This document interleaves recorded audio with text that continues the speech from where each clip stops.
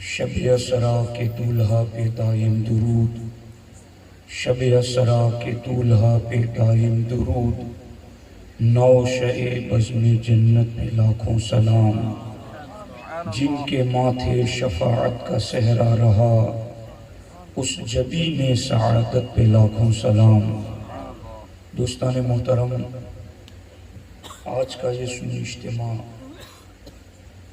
جناب عبدالرزاق بھائی کی صاحبزادی اور حضرت مولانا شہزاد صاحب قبلہ کی بہن کے نکاح کے موقع پر منعقد ہیں۔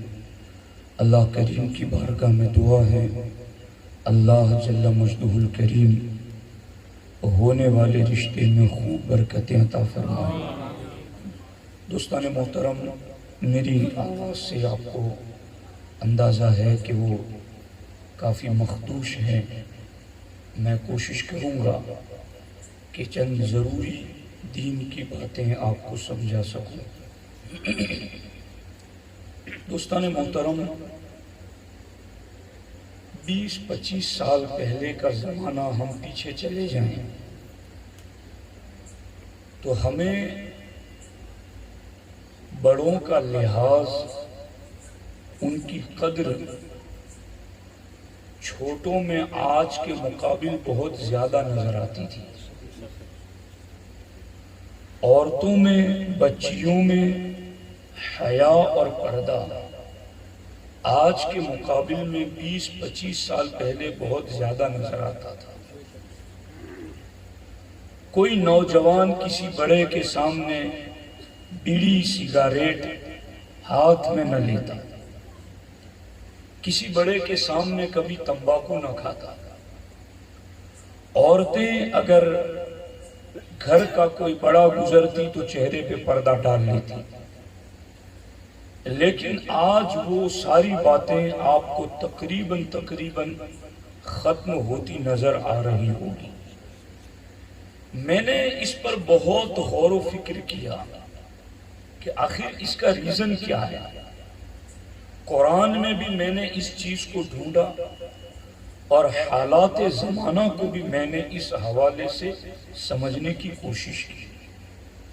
میں جس نتیجے پر پہنچا ہوں قرآن و سنت کی روشنی میں، وہ میں آپ کو سمجھانا چاہتا ہوں اور پھر اس کا حل آپ کے سامنے پیش کروں گا کہ وہ پرانی حیا، وہ پرانی رسپیکٹ، وہ پرانا لحاظ، وہ ہم کیسے واپس لا سکتے ہیں۔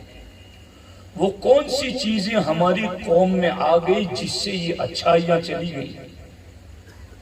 بڑا اگرچہ کسی بھی خاندان کا ہوتا، کسی چھوٹے کو ٹوکتا تو وہ ادب سے سن لیتا تھا، آج وہ سامنے سے جواب دے دیتا ہے۔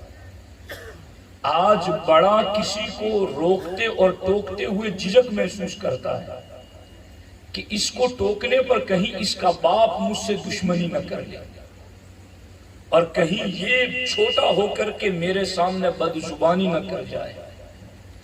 آخر یہ ساری باتیں یوں ہی نہیں ہو گئی ہیں، حالات نے کس طریقے سے کروٹ لی ہیں اور لوگوں نے دین کے حوالے سے کن چیزوں کو چھوڑ دیا ہے، جس کے نتیجے میں یہ ساری باتیں پیدا ہوئی ہیں۔ اب غور کرنا، اسلام 30 پارے قرآن کی اور ہمارے نبی صلی اللہ علیہ وآلہ وسلم کی ہزاروں لاکھوں حدیثیں، فقہا محدثین کی لکھی ہوئی کروڑوں کتابیں، پورا دین اسلام مل کر کے 5 چیزوں پر پہرا دیتا ہے۔ پورا دین مل کر کے، قرآن کے 30 پارے، لاکھوں حدیثیں، فقہا کے ہزاروں جزئیات، کتابوں کے لاکھوں کروڑوں صفحات، سب مل کر کے ایک ہی کام کرتے ہیں، کیا؟ 5 چیزوں کو پروٹیکشن دینا، 5 چیزوں کی حفاظت کرنا۔ آپ کہیں گے یہ کیسی بات آپ کر رہے ہیں کہ پورا دین صرف 5 چیزوں کی حفاظت کے لیے؟ تو ہاں، یہی کتابوں میں لکھا ہے کہ پورا دین 5 چیزوں کی حفاظت کے لیے، ان میں سے پہلی چیز دین کی حفاظت، دوسری چیز مومن کی جان کی حفاظت، تیسری چیز عقل کی حفاظت، چوتھی چیز نسب کی حفاظت، اور 5ویں چیز مال کی حفاظت۔ ان 5 چیزوں کو پروٹیکشن دینے میں پورا دین لگا ہوا ہے۔ دین تمہیں کہتا ہے کہ گانے نہ سننا، پکچر نہ دیکھنا، اس لیے کہ اس میں جہاں مضامیر ہیں وہیں پر اس میں کفریہ شرکیہ کلمات بھی ہیں۔ تم سنو گے تو تمہارا دین چلا جائے گا۔ دین بچانا ہے تو اس سے بچو۔ دین کو نقصان پہنچانے والی جتنی بھی چیزیں ہیں، اسلام نے کسی کو کفر قرار دیا، کسی کو شرک قرار دیا، کسی کو حرام قرار دیا، کسی کو گناہ قرار دیا، تاکہ تم اس کے قریب جا کر کے اپنا دین نہ کھو بیٹھو۔ ان ساری چیزوں سے، کفر سے، شرک سے، حرام سے، گناہ سے اس لیے روکا تاکہ تمہارے دین کی حفاظت۔ تمہیں ایسی جگہ جانے سے روکا جہاں تمہارا دین برباد ہو جائے، تمہیں وہ بولنے سے روکا جہاں تمہارا دین ختم ہو جائے، تمہیں وہ کھانے پینے سے روکا جہاں تمہارا دین ختم ہو جائے۔ تو دین کی حفاظت کے لیے اسلام نے حکم دی۔ دوسرا، عقل کی حفاظت۔ اب میں اس پر لمبی باتیں تو نہیں کرتا، لیکن یہ علماء کرام بھی بیٹھے ہیں، جہاں فقہ کے 4 اصول ہیں، کتاب و سنت، اجماع اور قیاس، وہیں پر عقائد کے 4 اصول ہیں، کتاب و سنت، عقل صحیح اور سواد اعظم۔ تو عقائد کے 4 اصولوں میں عقل صحیح یہ ایک دلیل ہے، اور اس دلیل سے ہزاروں عقیدے نکلے ہیں۔ عقل کی حفاظت پر اسلام پہرا دیتا ہے۔ شراب اسلام نے کیوں حرام کی؟ نشے والی چیزیں اسلام نے کیوں حرام کی؟ اس لیے کہ اس سے انسان کی عقل پر پردہ پڑ جاتا ہے، اس سے انسان کی عقل کو نقصان پہنچتا ہے۔ وہ سارے کام جو انسان کی عقل کو نقصان پہنچاتے ہیں اسلام نے حرام کر دیے، کیونکہ اسلام تمہاری عقل کی حفاظت کرنا چاہتا ہے۔ اسی طریقے سے مال کا معاملہ دیکھیں، مال کی حفاظت کا اسلام حکم دیتا ہے۔ اگر تمہیں لگتا ہے کہ تمہارا مال یہاں پڑا ہوا گئے، تم جماعت سے نماز پڑھنے جاؤ گے تو چوری ہو جائے گا، ایسے وقت میں اسلام اجازت دیتا ہے کہ تمہارے اوپر جماعت معاف ہے، تم اپنے مال کی حفاظت کرو۔ یعنی آپ کو سمجھ آ رہا ہے کہ ایسے موقع پر اس کی ایک مقدار رکھی گئی ہے کہ اس سے زیادہ مال ہے تو اب تم اس کی حفاظت کے لیے یہ برت سکتے ہو، یہ کر سکتے ہو۔ مومن کی جان کی حفاظت، اللہ اکبر، ٹھنڈے پانی سے وضو کرو گے تو بیمار ہو جاؤ گے، یا بیمار ہو تو بیماری بڑھ جائے گی، اور اسلام کہتا ہے کہ اگر پانی کے استعمال کرنے سے بیماری پیدا ہو جائے گی یا بیماری بڑھ جائے گی، اس کا قوی امکان ہے تو تم تیمم کر لو، اللہ تمہیں پاک کر دے گا۔ کیونکہ پانی استعمال کرنے سے تمہارے جسم و جان کو خطرہ ہے۔ حج کرنے جانا ہے، فرض ہے، مگر جہاں آپ کو راستہ پر امن نہیں لگتا ہے، راستے میں دشمن ہیں، راستے میں خوفناک جانور ہیں، اسلام کہتا ہے جتنی دیر تک راستہ پر امن نہیں ہے اتنی دیر تک تمہارے لیے حج بھی معاف ہے۔ سمجھ آ رہی ہے کہ نہیں؟ چونکہ جان بچانا، آپ نماز پڑھ رہے ہیں اور آپ کو لگتا ہے کہ کوئی شخص گزر رہا ہے وہ اندھا ہے، اسے کوئی راستہ بتانے والا نہیں، وہاں گڈھا ہے، گر جائے مر جائے گا، ہاتھ پاؤں ٹوٹ جائیں گے، شریعت کہتی ہے نماز توڑ دو، اس کی جان بچاؤ۔ آگ لگی ہوئی ہے، آپ نماز میں ہیں، آپ کو پتا چل گیا اس کی جان بچانی ہے، نماز توڑ دو، اس کی جان بچاؤ۔ چونکہ اسلام جان کی حفاظت پر پہرا دیتا ہے، جہاں یہ چار چیزیں دین، عقل، مال، ان چیزوں کی حفاظت کا اسلام نے حکم دیا ہے نا، وہیں پر اسلام نے نسب کی حفاظت کا بھی حکم دیا ہے۔ پورا دین جن 5 باتوں کے ارد گرد پہرا دے رہا ہے، ان 5 باتوں میں ایک نسب کی حفاظت ہے۔ اسلام نے نسب کی حفاظت پر اتنا زور دیا، یہ بے غیرتی یوں ہی پیدا نہیں ہو گئی، یہ بے حیائی یوں ہی نہیں آ گئی، یہ لحاظ کا اٹھ جانا یہ یوں ہی نہیں آ گیا ہے، یہ حیا کا ختم ہو جانا یہ یوں ہی نہیں آ گیا ہے۔ زمین بھی وہی ہے، جگہ بھی وہی ہے، علاقہ بھی وہی ہے، بولی بھی وہی ہے، کھان پان بھی وہی ہے، پھر یہ کیوں سب کچھ بدل گیا؟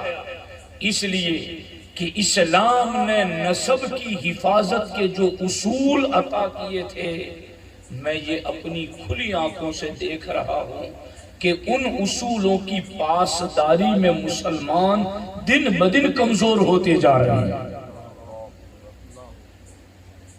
اب میں اس کی چند مثالیں آپ کے سامنے رکھتا ہوں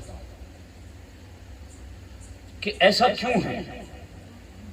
اسلام نے مردوں کو حکم دیا قرآن میں کہ قُلْ لِلْمُؤْمِنِينَ يَغُضُّ مِنْ أَبْصَارِهِمْ وَيَحْفَظُوا فُرُوجَهُمْ، کہ محبوب مومن مردوں سے کہہ دیں آپ کہ وہ نگاہ کو جھکا کر رکھیں، خواہشات کو کنٹرول میں رکھیں۔ اور اسی جگہ قرآن میں دوسری آیت میں فرمایا قُلْ لِلْمُؤْمِنَاتِ يَغْضُضْنَ مِنْ أَبْصَارِهِنَّ وَيَحْفَظْنَ فُرُوجَهُنَّ، کہ عورتوں سے بھی کہہ دے کہ وہ بھی اپنی نگاہوں کو جھکا کر رکھیں اور خواہشات کی حفاظت کریں۔ اسلام نے نگاہ کی حفاظت پر زور دیا، اس لیے تفسیر مظہری میں لکھا گیا کہ گناہ کی طرف جب کوئی انسان بد نگاہی کرتا ہے تو گناہ کی طرف اس کے دل میں دروازہ نہیں پھاٹک کھل جاتا ہے۔ گھر میں اگر تھوڑا سا سوراخ آپ کر دے تو روشنی آتی ہے، کھڑکی لگا دو تو زیادہ روشنی آتی ہے، دروازہ کر دو تو اور زیادہ روشنی آتی ہے، اور بڑا گیٹ لگا دو تو اور زیادہ روشنی آتی ہے۔ فرماتے ہیں کہ گناہ دل کی طرف جب آتے ہیں تو کبھی تو یوں ہوتا ہے کہ کوئی چھوٹا سا سوراخ ہو گیا اور گناہ تھوڑے تھوڑے آتے ہیں، کبھی کھڑکی لگ گئی تھوڑے تھوڑے گناہ آتے، کبھی دروازہ، مگر فرمایا گیا کہ جب کوئی بد نگاہی کرتا ہے، اللہ کی حرام کردہ چیزوں کو دیکھتا ہے، تو پھر سوراخ، کھڑکی اور دروازہ نہیں، سب سے بڑا پھاٹک دل کے اندر گناہوں کا کھل جاتا ہے۔ اور یاد رکھنا یہ ایک چیز ہے بد نگاہی، اب یہ کتنی عام ہو گئی یہ بتانے کی ضرورت نہیں، اور بالخصوص شادیوں کا سیزن اور شادیوں کی ریل پیل، باضابطہ اس کو تو ایک بے حیائی کے فنکشن کے طور پر ہی لوگ منانے لگے۔ لباس مارکیٹ میں ایسے آ گئے جسم پر پہننے کے باوجود بھی جسم نظر آئے، باریک ہونے کے لحاظ سے بھی، چست اور تنگ ہونے کے لحاظ سے بھی۔ آپ دونوں اعتبار سے دیکھیں کہ اگر وہ تنگ ہیں جسم کا اتار چڑھاؤ نظر آئے، اگر وہ باریک ہیں جسم کی جلد جھلکتی ہوئی نظر آئے۔ اب ایک طرف تو یہ جسم، لباس، یہ زیورات، یہ خوبصورتی، یہ دعوت نظارہ دے رہی ہے، اور اس میں پھر یہ کہ خوشبو لگا کر عورتوں کا نکلنا۔ ہمارے نبی حضور سید المرسلین صلی اللہ علیہ وآلہ وسلم نے ارشاد فرمایا کہ جو عورت خوشبو لگا کر نکلتی ہیں، ہمارے آقا نے فرمایا وہ زانیہ عورت ہے، یعنی وہ زنا کی طرف دعوت دے رہی ہے۔ اس کی خوشبو لوگوں کو دعوت نظارہ دے رہی ہے، اس کی خوشبو لوگوں کو اس کی طرف مائل کر رہی ہے۔ یہ ہے وہ چیزیں اسلام نے جن کو حرام قرار دیا تھا۔ کیوں؟ اس لیے کہ تمہارے نسب کی حفاظت ہو سکے، کہیں بے حیائی خون میں نہ آ جائے، کہیں بے غیرتی نسل میں نہ آ جائے، کہیں حیا کا جنازہ نسل اور خون سے نہ نکل جائے۔ ان چیزوں پر اسلام نے اس لیے پابندی لگائی تھی۔ میں تو آپ کو کیا بتاؤں، حضرت ابو الادیان رضی اللہ تعالی عنہ فرماتے ہیں کہ میں اپنے استاذ ابو بکر الدقاق کے ساتھ ایک جگہ سے گزر رہا تھا، سنو دھیان سے، فرماتے جب وہاں سے میں گزرا تو عورت کو نہیں، خوبصورت عورت کو نہیں، بغیر داڑھی کے ایک خوبصورت لڑکے پر میری نگاہ پڑ گئی۔ بغیر داڑھی کے خوبصورت لڑکا تھا۔ ابو الادیان کہتے میری اس پر نظر پڑ گئی اور میں اس کو دیکھنے لگا تو میرے استاذ ابو بکر الدقاق نے کہا کہ تو نے اس کو شہوت کے ساتھ دیکھا ہے، وقت آئے گا کہ تو اس کا انجام دیکھے گا۔ غور کرنا، وقت آئے گا کہ تو اس کا انجام دیکھے گا۔ ابو الادیان کہتے ہیں کہ 20 سال گزر گئے مگر میرے دل میں کھٹکا رہا کہ میرے استاد نے کہا ہے کہ تو نے ایک امرد لڑکے کو شہوت کے ساتھ دیکھا ہے تو تو اس کا انجام دیکھے گا۔ میں 20 سال گزر گئے، دل میں کھٹک لگی ہوئی ہے کہ وہ انجام کیا ہوگا، وہ انجام کیسا ہوگا۔ فرماتے ایک رات اسی فکر میں سویا ہوا تھا، صبح اٹھا تو میں قرآن بھول چکا تھا، قرآن میرے دل سے غائب، قرآن میرے ذہن سے غائب، قرآن کی آیتیں میرے دل دماغ سے نکل گئی۔ لوگ یہ سمجھتے ہیں کہ ہمیں تو کچھ نہیں ہوتا، ارے یہ بھی حضرت عبداللہ ابن عباس کی روایت ہے کہ جب اللہ کسی بندے کے ساتھ بھلائی کا ارادہ کرتا ہے تو اس کے جرم کی سزا اس کو دنیا ہی میں دے دیتا ہے۔ جسے سزا دنیا میں نہیں ملتی سمجھ جاؤ اس کے ساتھ بھلائی کا دنیا میں ارادہ ہی نہیں ہوا ہے، وہ تو اور زیادہ سزا کا مستحق ہے، وہ تو اور زیادہ اللہ کی پکڑ کا مستحق ہے۔ لوگ یہ سمجھتے ہیں ہمیں کیا ہو رہا ہے، ہماری صحت پر کیا اثر پڑ رہا ہے، کوئی وزن 2-4 کلو کم تھوڑی ہو جاتا ہے، کوئی چہرے پر کالے سیاہ داغ تھوڑی لگ جاتے ہیں۔ ارے یہ سوچ جو دماغ میں پیدا ہو گئی ہے، یہ سوچ بتا رہی ہے کہ دل پورا کالا ہو چکا ہے، یہ سوچ بتا رہی ہے کہ دل سیاہ ہو چکا ہے۔ اب ابو الادیان کہتے ایک مرتبہ ایک امرد لڑکے کو شہوت کی نگاہ سے دیکھ لیا تو میرے استاذ نے کہا تھا کہ تو اس کا انجام دیکھے گا۔ 20 سال تک میں خوف زدہ رہا، وہ کتنے پرہیزگار رہے ہوں گے کہ ایک بار نگاہ پھٹکنے کے بعد 20 سال تک اس کے لیے پریشان رہے کہ میرے استاذ نے کہا تھا انجام دیکھے گا، تو پتہ نہیں اب اس انجام دیکھنے میں کیا چیز آئے گی۔ مگر فرماتے اسی فکر میں رات کو سویا تھا، صبح اٹھا تو پورا قرآن بھول چکا تھا۔ غور کیجیے، تو ایک بد نگاہی کس انجام تک لے جائے۔ اب ادھر عورتوں کو حکم دیا وَلْيَضْرِبْنَ بِخُمُورِهِنَّ کہ عورتیں اپنے چہروں پر، گریبانوں پر، جسم پر پردہ ڈال کر رکھیں۔ عائشہ صدیقہ فرماتی ہیں اللہ رحم کرے ان عورتوں پر جنہوں نے پہلے پہلے ہجرت کی تھی، اور جب یہ آیت نازل ہوئی کہ عورتیں اپنے چہروں پر، سروں پر، جسم پر پردہ ڈال کر رکھیں، تو انہوں نے اپنی اون کی چادریں پھاڑ پھاڑ کر اپنے جسم کو ڈھانپ لیا۔ عائشہ صدیقہ فرماتی ہے اللہ ان عورتوں پر رحم فرمائے۔ اور جب یہ آیت کریمہ نازل ہوئی تو ام المومنین ماں عائشہ صدیقہ رضی اللہ تعالیٰ عنہ، آپ کو اتنی بات تو پتہ ہی ہوگا کہ نبی کی بیویوں کی طہارت کی شان کیا ہوتی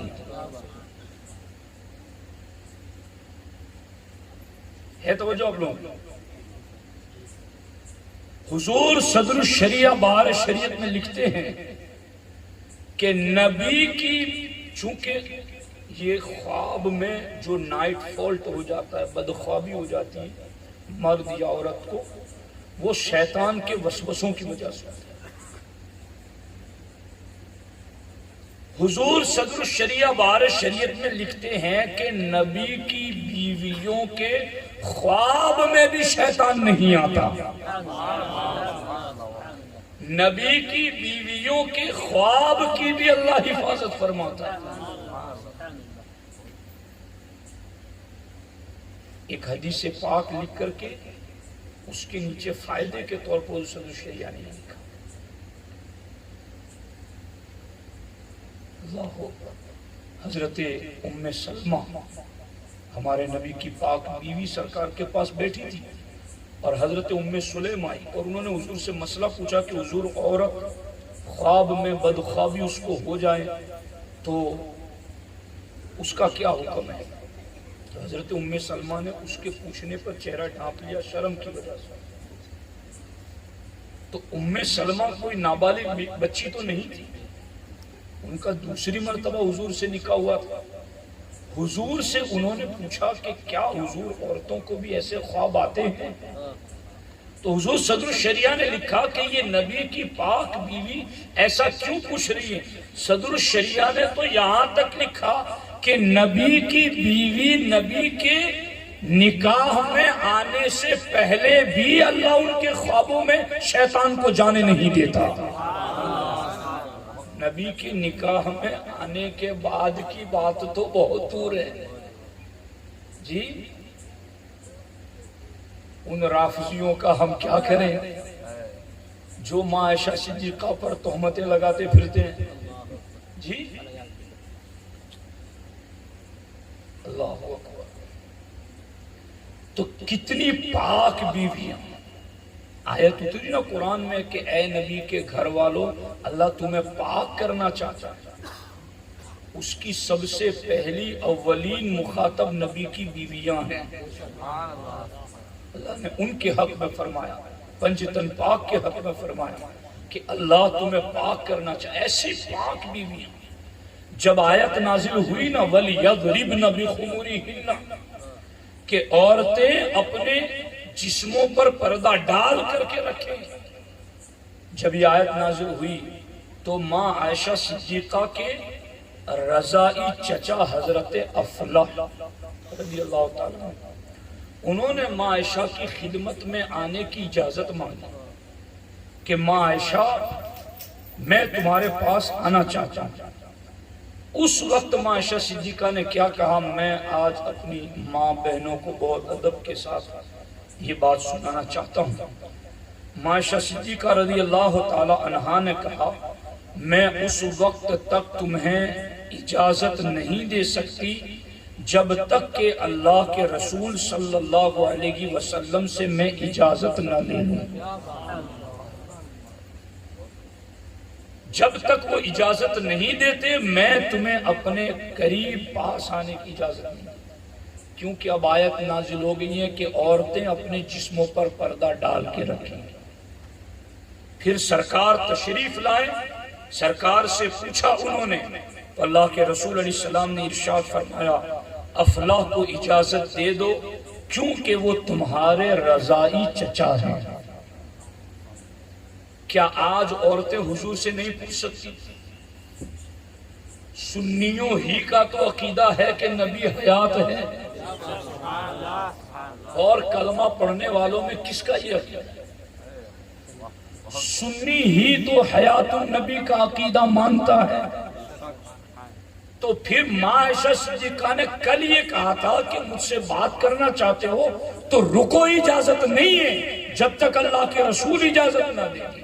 آج بھی مسلم عورتوں پر یہ لازم ہے کہ جب ان کے سامنے اس قسم کی کوئی بات آئے تو وہ فوراً یہ کہیں ٹھہر جاؤ، میں نبی سے پوچھ لیتی ہوں میرے نبی نے اس بارے میں کیا فرمایا ہے، ان کی شریعت کا حکم کیا ہے، ان کے لائے ہوئے قرآن کا فرمان کیا ہے، میں دیکھوں گا پھر دیکھوں گی پھر تمہیں اجازت دوں گی.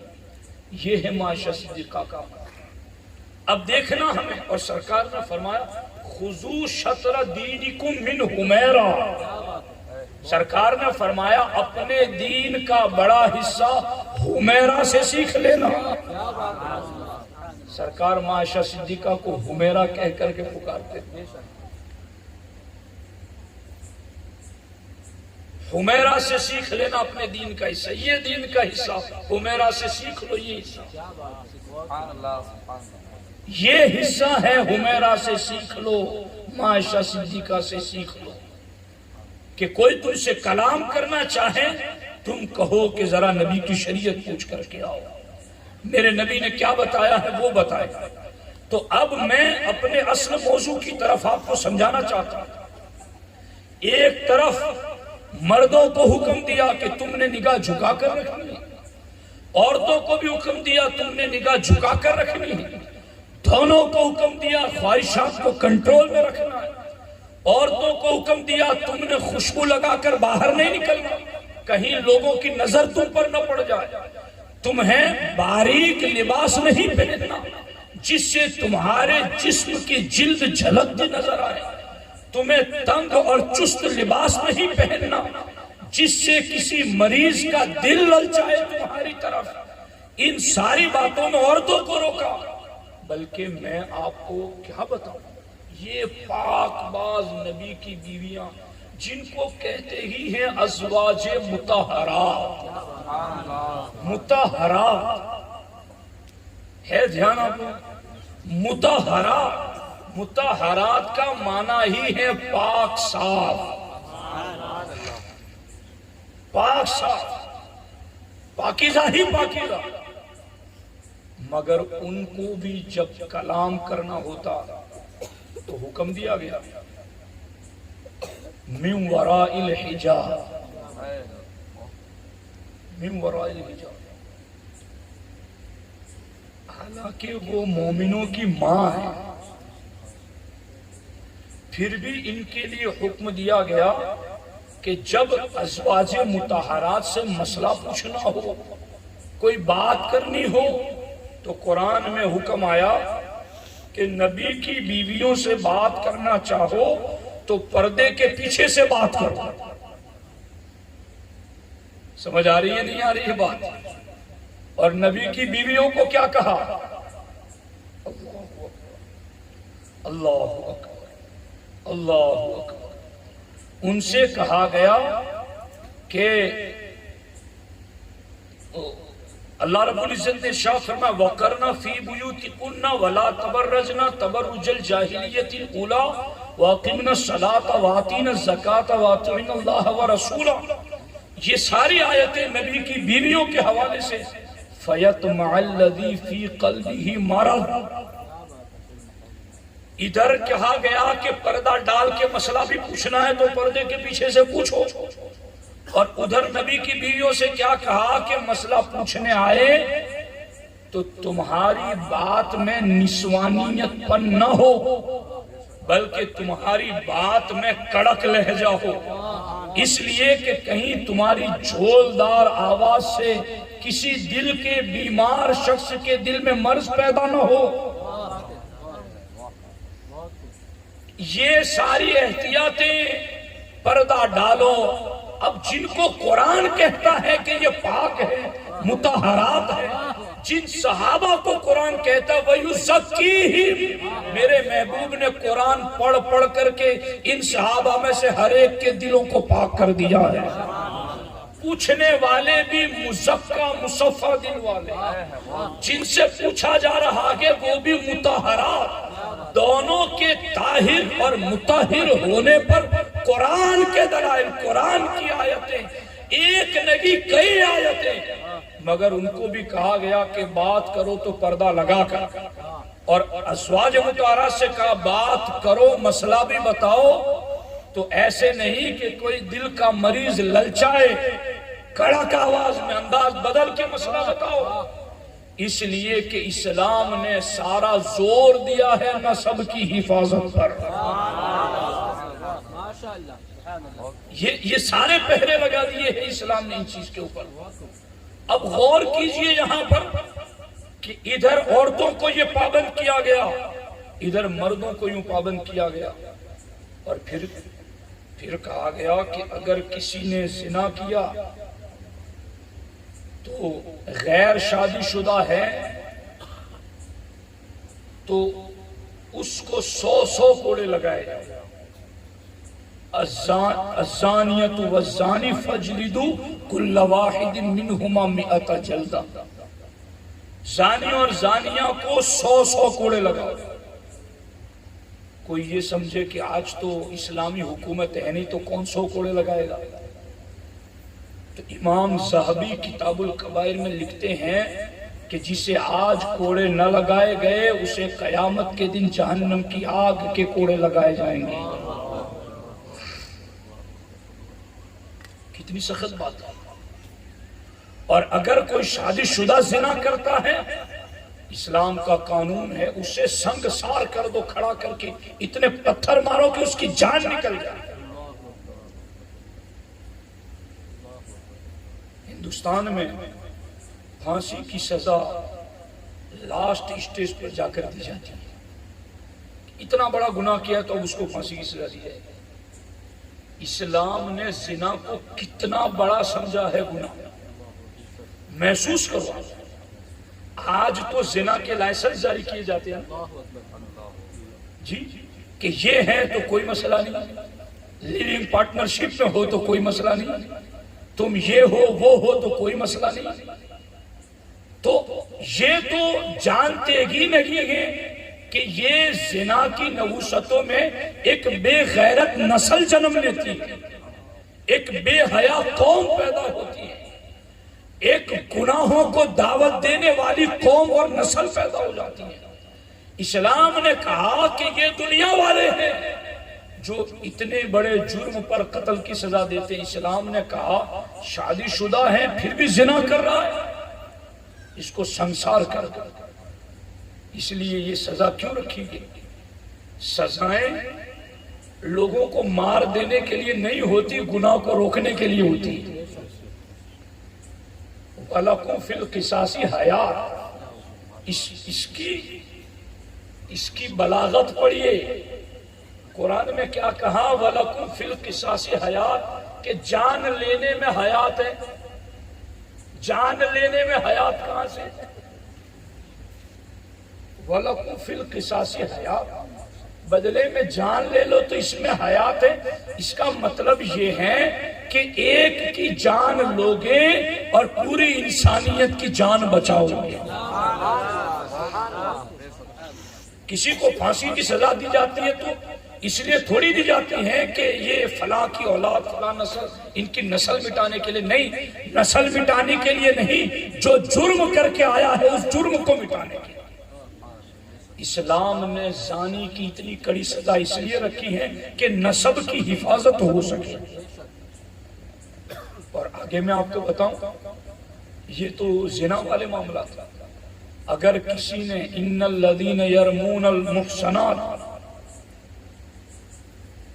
ثم لم یأتوا بأربعة شہداء فاجلدوہم 80 جلدۃ، قرآن میں کہا گیا اگر کوئی پارسا پاک باز عورت پر تہمت لگاتا ہے، ثم لم یأتوا بأربعة شہداء، پھر وہ 4 گواہ اس کے اوپر نہیں لاتا، حاکم اسلام کو حکم ہے کہ اس کو 80 کوڑے لگاؤ۔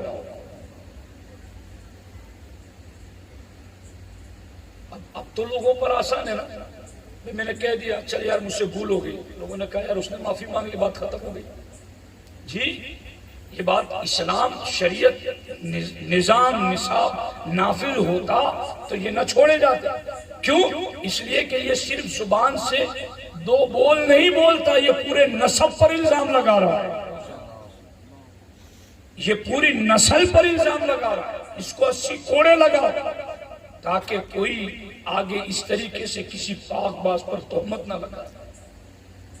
یہ سارا اہتمام, یہ ساری بارڈر اسلام نے جو لگائی ہے نا, وہ سب کیا سب نسب کی حفاظت کے لیے لگایا.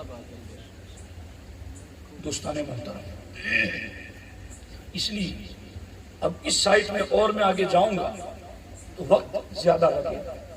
اب مجھے اس کا حل بھی تو پیش کرنا ہے کہ اب اس کا حل کیا ہے. اب ہم کیا یہ اس میں مبتلا ہوئے یہ ان باتوں کی وجہ سے.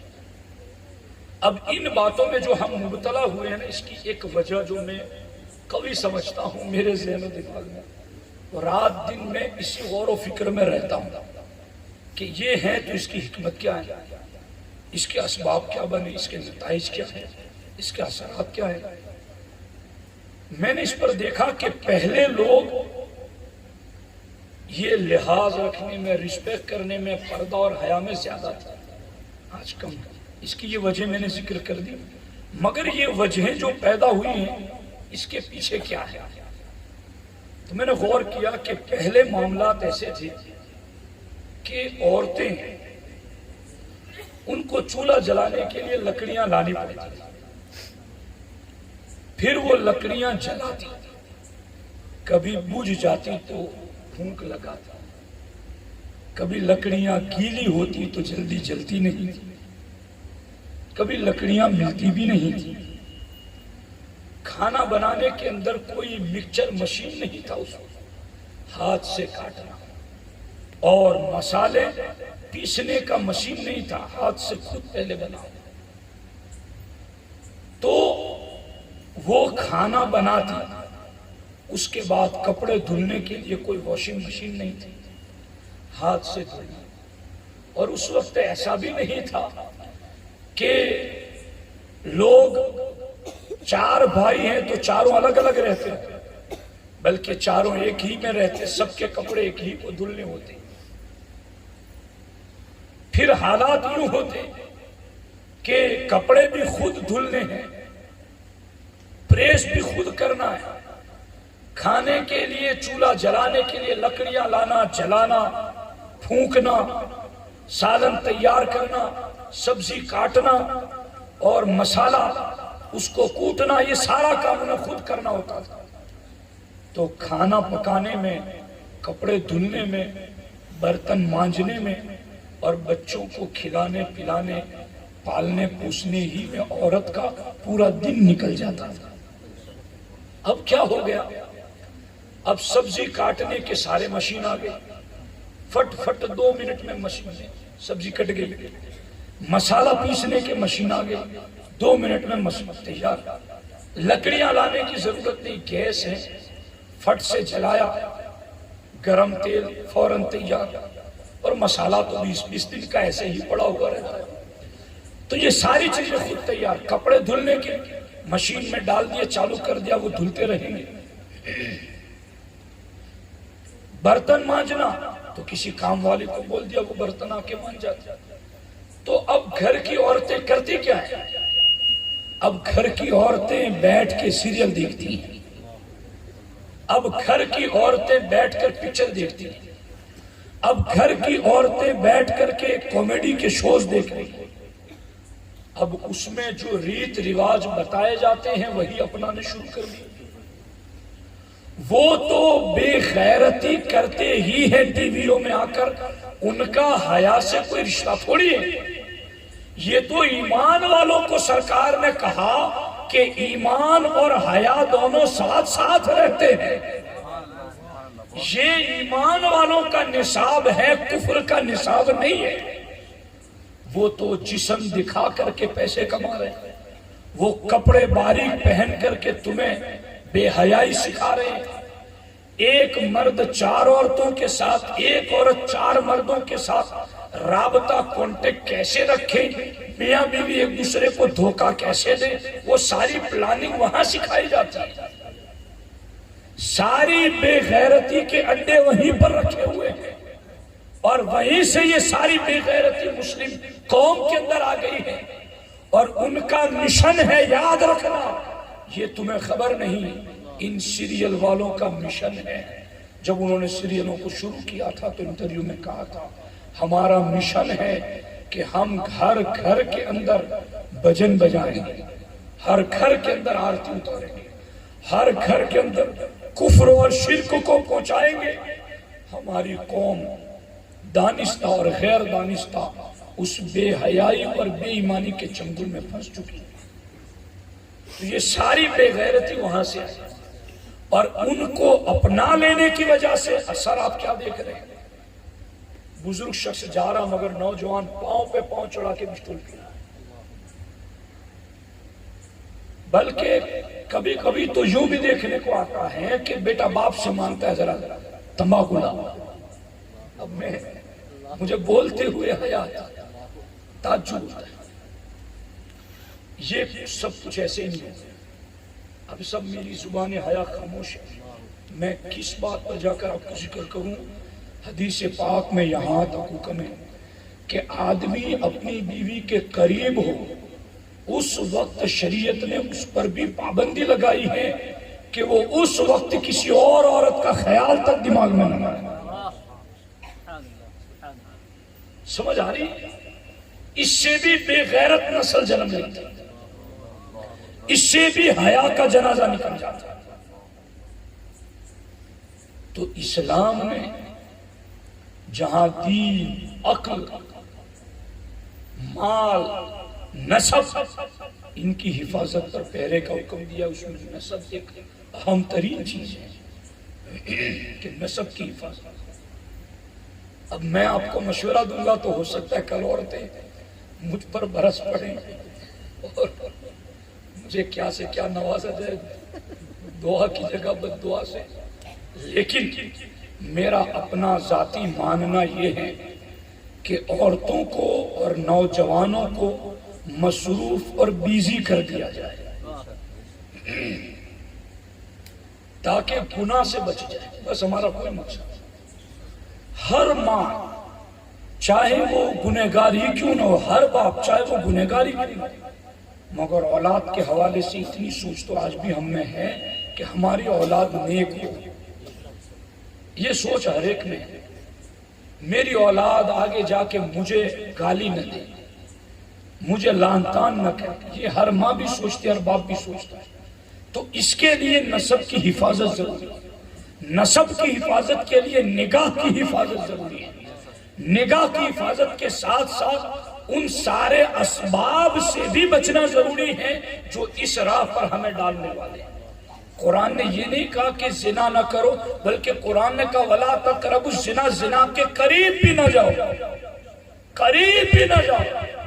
ان چیزوں سے بھی بچو جو تمہیں قریب لے جانے والے، اور ان قریب لے جانے والی چیزوں سے اللہ نے ہمیں روکا ہے، اللہ کے رسول نے ہمیں روکا ہے۔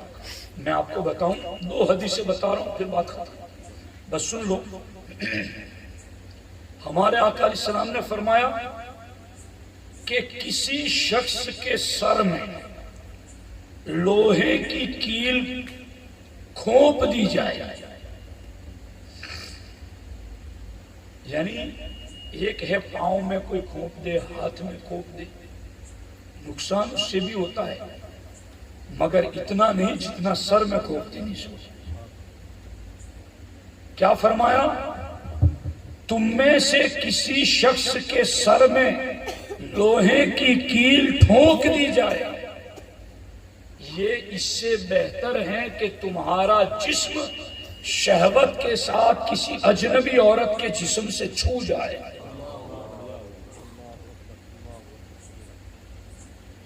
سمجھ آ رہی ہے؟ اب پاؤں میں ٹھوکر لگ گئی، ناخن نکل گیا تو یہ لوگوں کو بڑا لگتا ہے، اور جسم سے جسم ٹچ ہو رہے ہیں اور اس کو لوگ برا تک نہیں سمجھ رہے. تو کہا گیا کہ سر میں لوہے کی کیل ٹھونک دی جائے، یہ بہتر ہے اس سے کہ تمہارا جسم کسی اجنبی عورت کے جسم سے ٹچ ہو جائے، چھو جائے. اور دوسری جگہ ہمارے نبی علیہ السلام نے فرمایا کہ مٹی اور سیاہ یعنی کالے بدبودار کیچڑ میں لت پت خنزیر، کیچڑ وہ بھی بدبودار، وہ بھی سیاہ بدبودار کیچڑ، اور اس میں خنزیر لت پت ہو. ہم کتنی نفرت کرتے ہیں خنزیر سے. گھر کے قریب سے گزر جائے تو بھی عورتیں اور مرد ناک پہ ہاتھ رکھ لیتے. خنزیر جانا ہے. سیاہ بدبودار کیچڑ میں لت پت خنزیر. سرکار فرماتے تمہارے جسموں کو روندتا رہے، یہ بہتر ہے اس سے کہ تمہارا جسم کسی اجنبی عورت کے جسم سے ٹچ ہو جائے. یہ ساری باتیں ہمارے نبی نے کیوں کہی؟ اس لیے کہ نسب کی حفاظت مقصود ہے. نسب مختلط ہو جائیں گے تو پھر بے غیرتی آ ہی جائے گی، بے حیائی آ ہی جائے گی، پھر لحاظ ختم ہو ہی جائے گا. اس لیے ابھی بھی سب کچھ چلا نہیں گیا، بہت کچھ باقی، اور ہم ایمان والے ہیں. قرآن میں کہا گیا وَذَكِّرْ فَإِنَّ الذِّكْرَىٰ تَنفَعُ الْمُؤْمِنِينَ، نصیحت کرو اس لیے کہ نصیحت ایمان والوں کو فائدہ دیتی ہے. اس لیے شادیاں بھی ہو تو میرا مشورہ ہے عورتوں کے کھانے کا ڈپارٹمنٹ الگ رکھا جائے، مردوں کا الگ رکھا جائے. اس میں کوئی مرد نہ جائے، اس میں کوئی عورت نہ آئے، جانے آنے کے دونوں کے راستے جدا ہو، تاکہ اس طریقے سے ہم شادی کی رسم بھی منائیں کہ اس رسم سے کسی گناہ کی شروعات نہ ہو جائے. کبھی کبھی ایسی بے حیائی کی رسمیں گناہ کے دروازے کھول دیتی ہیں اور لوگوں کو بڑے بڑے گناہوں کے موقع فراہم کر دیتی ہیں. اس لیے میرے بزرگوں اور میری ماں بہنوں، نوجوان ساتھیوں، قرآن میں اللہ رب العزت نے حکم دیا ہے کہ وَلْيَضْرِبْنَ بِخُمُورِهِنَّ، عورتیں حجاب میں رہیں، اور مردوں کو حکم دیا گیا نگاہ نیچی رکھے. ان اسباب سے روکا گیا جو اسباب گناہ اور زنا کی طرف لے جائیں، ان کو حرام قرار دیا. اس کے پیچھے ایک ہی مقصد ہے، نسب کی حفاظت ہو سکے. مجھے اس پر بہت ساری حدیثیں یاد آ رہی ہیں، صرف ایک حدیث میں بتاتا ہوں اور اس کو دھیان سے سنیں. ہمارے ہاں جب کسی عورت کی میت ہوتی ہے تو اس کو قبر میں اتارتے وقت لوگ پردہ تان لیتے ہیں. یہاں ہوتا ہے ایسا؟ ہوتا ہے یہاں؟ اچھا کہ عورت کا جنازہ ہے، پردہ تان. یہ پردہ جیتے جی آپ مردوں کو کیوں یاد نہیں آیا؟ اب یہاں کون بدنگاہی کرنے والا؟ کر رہے ہو، کرنا چاہیے، میں اس سے منع نہیں کر رہا ہوں، مگر وہاں مرے ہوئے پر پردہ یاد آتا ہے، جیتے جی اگر یاد نہیں آتا، کیا یہ اس بات کی علامت نہیں ہے کہ ہمارے دل مر چکے ہیں؟ تو غور کرو. سمجھنے والوں کے لیے ایک بات پر بھی اگر کوئی گھیرا باندھ لے، گانٹھ باندھ لے تو بس کافی ہے.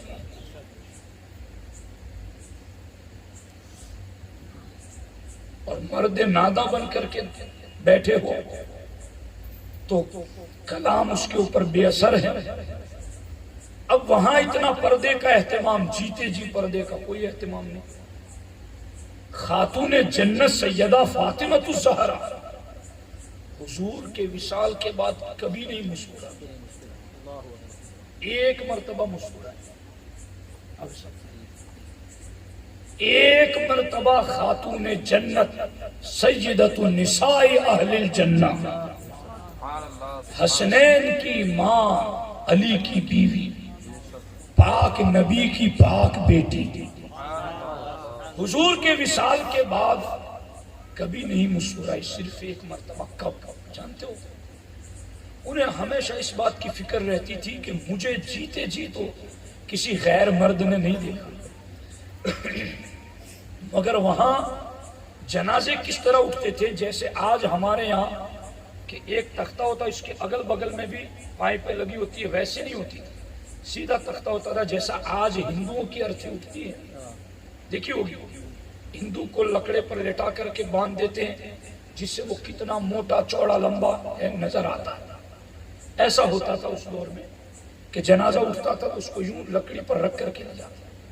ماں سیدہ فاطمۃ الزہرا ہمیشہ اس بارے میں پریشان رہتی کہ جیتے جی تو میرا اختیار تھا تو میں نے کسی غیر محرم کو اپنا وجود نہیں دیکھنے دیا، مگر بعد وصال تو میرا یہ اختیار نہیں کہ میرے جسم کو کوئی نہ دیکھے، اور ریت تو یہ ہے کہ لوگ تختے پر لے جاتے ہیں تو جسم کا موٹا پن چھوٹا پن اتار چڑھاؤ نظر آتا ہے۔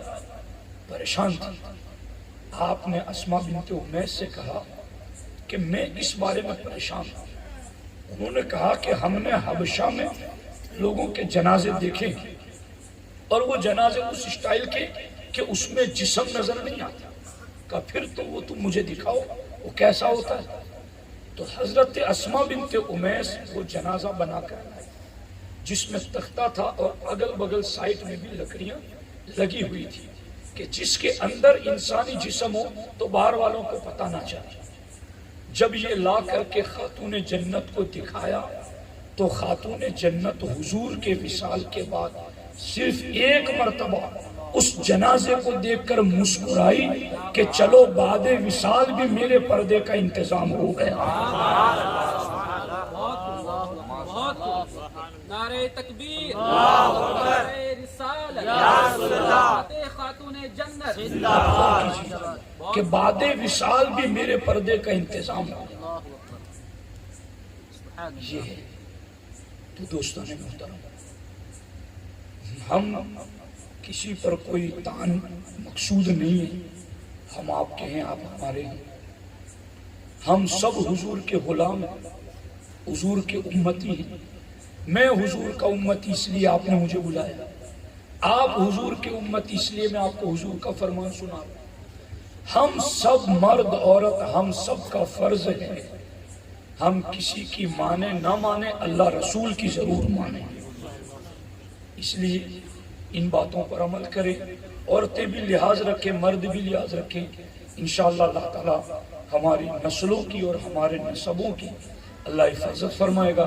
اللہ کریم کی بارگاہ میں دعا ہے کہ جناب عبدالرزاق بھائی کی صاحبزادی کے رشتے میں اللہ خوب برکتیں عطا فرمائے، اور اللہ تبارک و تعالی میاں بیوی کو ہر قسم کی جائز خوشیاں نصیب فرمائے، اور اللہ اس رشتے کو دونوں خاندانوں کے درمیان الفت و محبت کا ذریعہ بنائے۔ السلام علیکم ورحمۃ اللہ وبرکاتہ۔